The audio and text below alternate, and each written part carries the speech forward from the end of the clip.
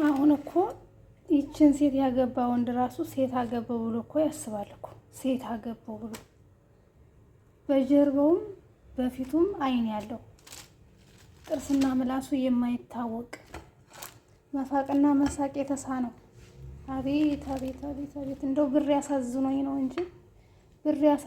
ነው እንጂ ከመቆማጠጡ የአይኑ መንቀልቀል። እኔ አሁን ጽዳት ልሄድ ነው። ጽዳት ልሄድ ስለሆነ ግዴታ ስንቄን ሰንቄ መሄድ አለብኝ ማለት ነው። ሙሉ ቀን ነው ጽዳት የምሄደው። ስለዚህ ስንቄን ሰንቄ ነው የምሄደው ማለት ነው። ቤተሰቦቼ ግን እውነት ለመናገር ይህን እንጀራ የጋገርሽው ሴት ነኝ ብለሽ እንዳታወሪ።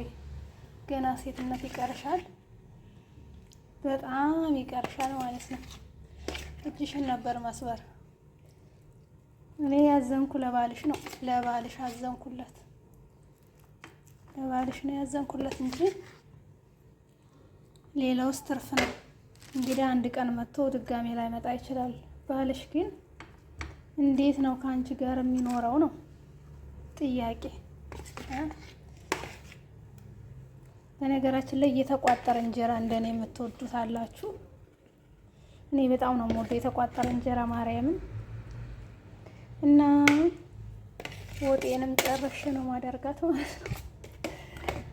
ወይኔ አምላኬ! የሚገርማችሁ የሆነች ደንበኛ ነበረችኝ እንጀራ የምገዛባት እና ኢትዮጵያ ተሳፍራብኝ ነው ከሌላ ቦታ የገዛሁት እንጀራ እና እንደምታዩት ምንም እንጀራ አይመስልም ራሱ የትማ ከመሳሳቱ አይኑ የትኛው ፊቱ እንደሆነ የትኛው ጀርባው እንደሆነ ራሱ ማወቅ አይቻልም። የተቋጠረ እንጀራ መብላት የምትወዱ እንግዲህ ቃጠሮ ትላላችሁ።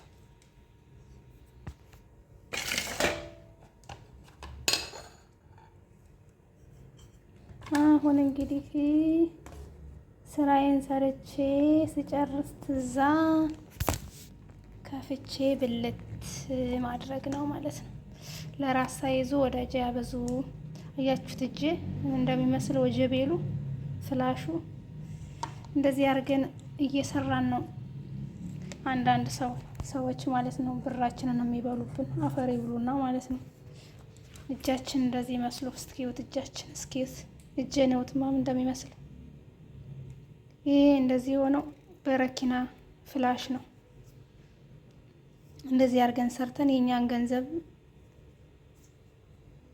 የሚሰርቁ ሰዎች፣ ሰራቂዎች እጃችን እንደዚህ ሆኖ ትላላችሁ።